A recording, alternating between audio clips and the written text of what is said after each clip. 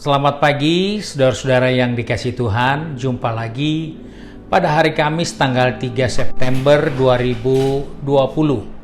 Puji Tuhan, pagi hari ini saya ajak kita menjumpai buku Ibrani pasal 2, ayat pertama hingga ayat yang keempat, berkata sebagai berikut: keselamatan yang besar. Karena itu, harus lebih teliti kita memperhatikan apa yang telah kita dengar, supaya kita jangan hanyut di bawah arus.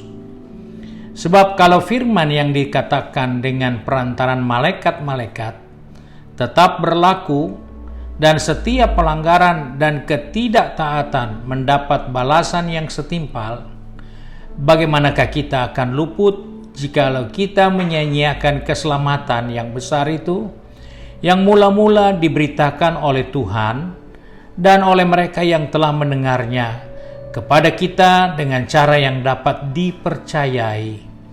Sedangkan Allah meneguhkan kesaksian mereka oleh tanda-tanda dan mujizat-mujizat dan oleh berbagai-bagai pernyataan kekuasaan, dan karena Roh Kudus yang dibagi-bagikannya menurut kehendaknya.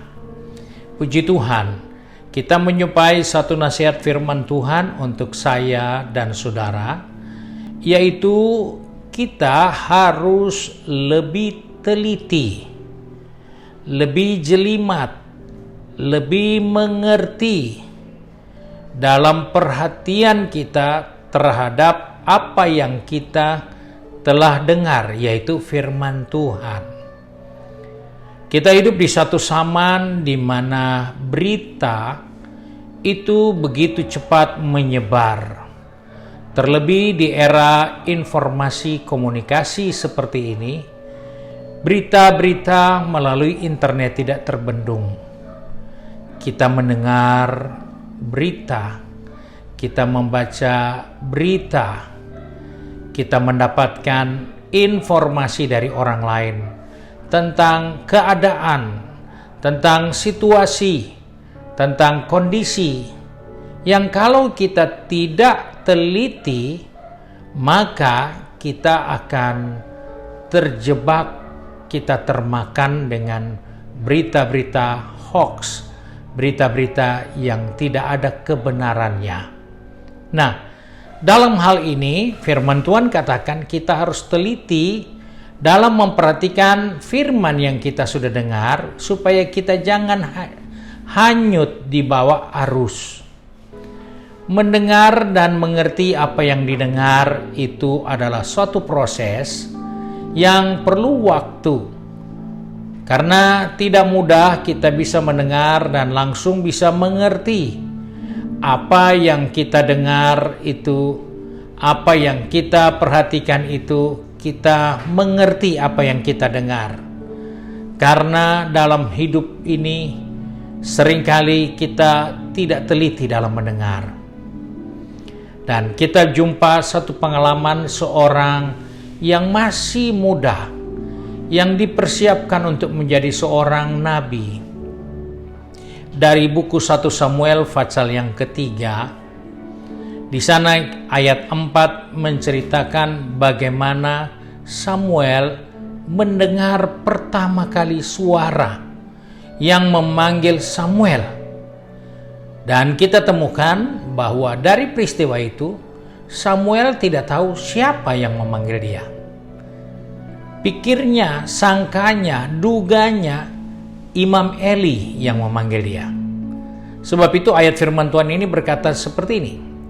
Mulai dari ayat pertama, Samuel yang muda itu menjadi pelayan Tuhan di bawah pengawasan Eli. Pada masa itu firman Tuhan jarang, penglihatan-penglihatan pun tidak sering. Pada suatu hari, Eli yang matanya mulai kabur dan tidak dapat melihat dengan baik, sedang berbaring di tempat tidurnya. Lampu rumah Allah belum lagi padam. Samuel telah tidur di dalam bait suci Tuhan, tempat tabut Allah. Lalu Tuhan memanggil Samuel, Samuel, dan ia menjawab, "Ya Bapa." Ini pengalaman pertama dia dengar. Lalu berlarilah ia kepada Eli serta berkata kepadanya, "Ya Bapa, bukankah Bapa memanggil aku?" Tetapi Eli berkata, "Aku tidak memanggil. Tidurlah kembali." Lalu pergilah ia tidur. Dan Tuhan memanggil Samuel sekali lagi. Samuel pun bangunlah, lalu pergi mendapatkan Eli serta berkata, "Ya Bapa, bukankah Bapa memanggil aku?" Tetapi Eli berkata, "Aku tidak memanggil anakku. Tidurlah kembali." Pengalaman kedua. Ayat selanjutnya katakan, Samuel sebelum mengenal Tuhan, firman Tuhan belum pernah dinyatakan kepadanya. Dan Tuhan memanggil Samuel sekali lagi untuk ketiga kalinya. Ia pun bangunlah lalu pergi mendapatkan Eli serta katanya, "Ya Bapa, bukankah Bapa memanggil aku?" Lalu mengertilah Eli bahwa Tuhanlah yang memanggil anak itu.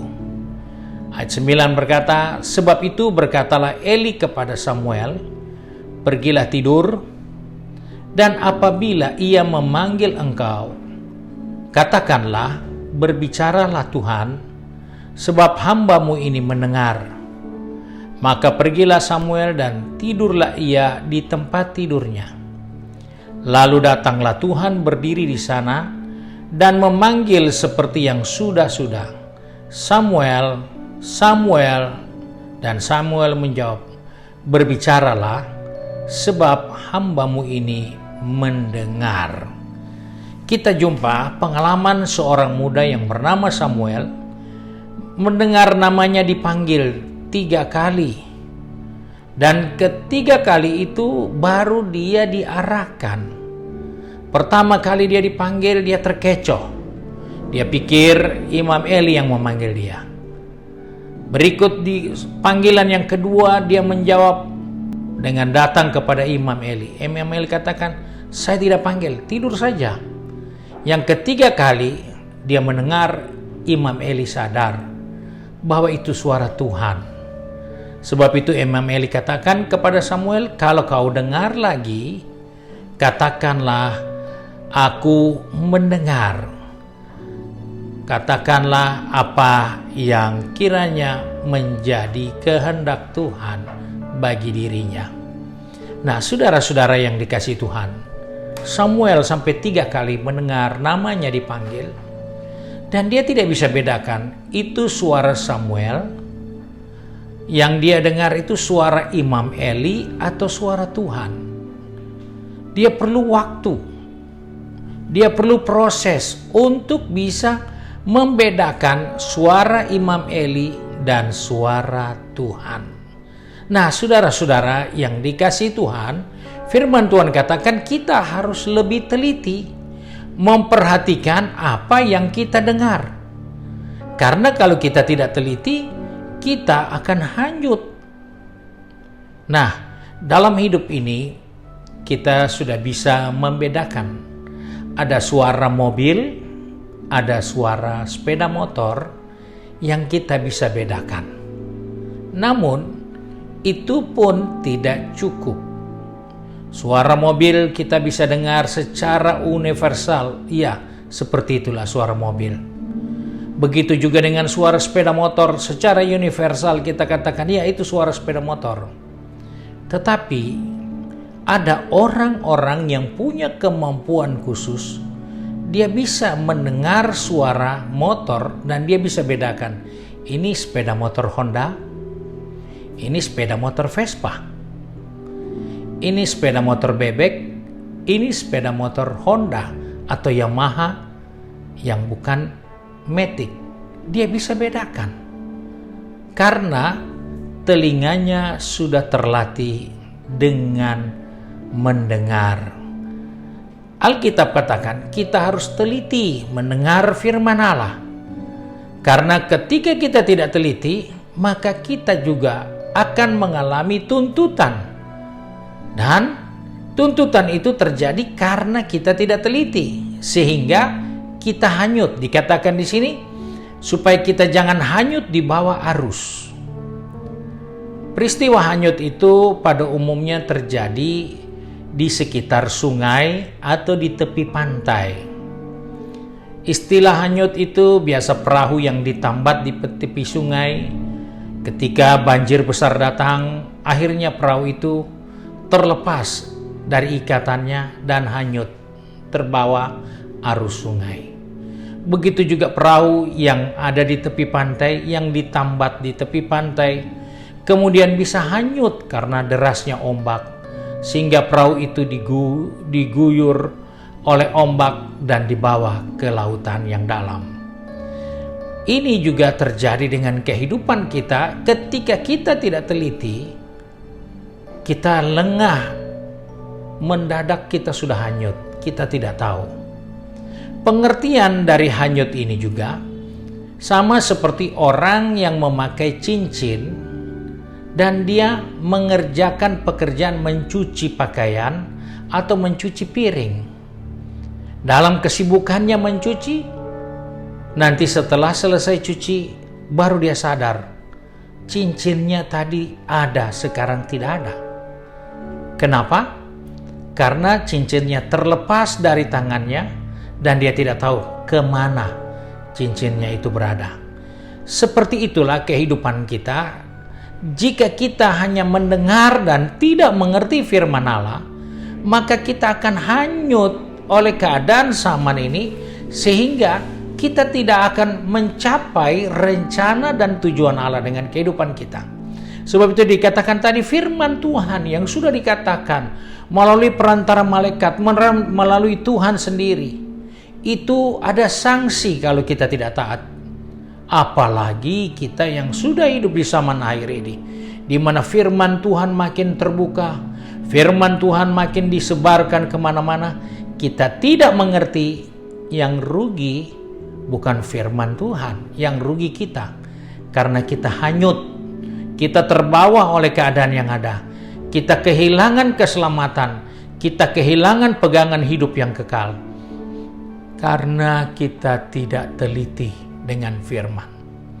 Akhir zaman ini banyak firman dipalsukan, banyak pengkhotbah-pengkhotbah yang mengajarkan hal-hal yang jauh dari kebenaran firman Allah. Dan banyak orang yang bisa tersesat. Kalau dia tidak teliti, dia pun hanyut. Nah, sebab itu, kita sebagai orang percaya, sepanjang hari ini, mungkin kita mendengarkan renungan firman Allah. Mungkin kita juga mendengar khotbah-khotbah. Mari kita teliti. Jangan hanya dengar kata yang enak, amin, puji Tuhan, haleluya. Padahal kita nggak ngerti apa maksudnya itu. Kita perlu mengerti. Nah, hal inilah yang akan menentukan kita masih bisa bertahan atau kita nanti hanyut.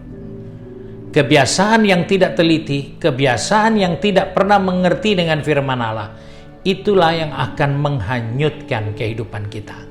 Sebab itu, mari sepanjang hari ini kita mohon kiranya Tuhan menolong kita agar kita tidak salah dalam melangkah, dalam mempraktekkan, dalam melaksanakan firman Tuhan dalam diri kita, karena kita tahu apa tujuan dari kebenaran firman Tuhan yang kita sudah dengar dan kita baca setiap hari dalam perjalanan hidup ini.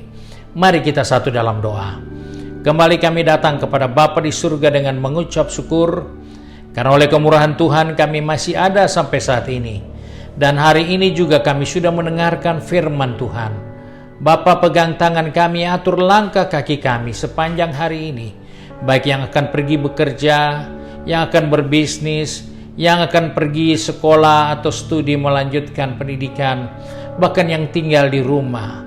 Tuhan, tolong kami supaya kami tetap teliti dalam hidup ini, mendengarkan firman Allah dengan baik, memahami seluruh kebenaran firman itu, agar kami tidak tersesat. Karena kami sadar akhir zaman ini akan muncul penyesatan, akan muncul pengajaran-pengajaran yang tidak bisa dipertanggungjawabkan karena jauh dari kebenaran firman Allah.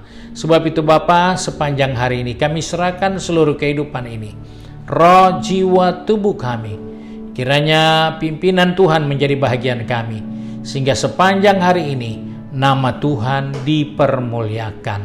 Terima kasih Bapa untuk kemurahan-Mu dan kasih setia-Mu. Sebab itu kami bersyukur dan berdoa di dalam nama Tuhan Yesus Kristus, Juru Selamat kami, Majikan yang baik dan setia. Haleluya. Amin. Puji Tuhan, saudara-saudara. Jangan lupa untuk kita selalu mengikuti renungan firman Allah GPD Bethesda Makassar setiap hari. Terima kasih untuk perhatian saudara. Tuhan Yesus memberkati.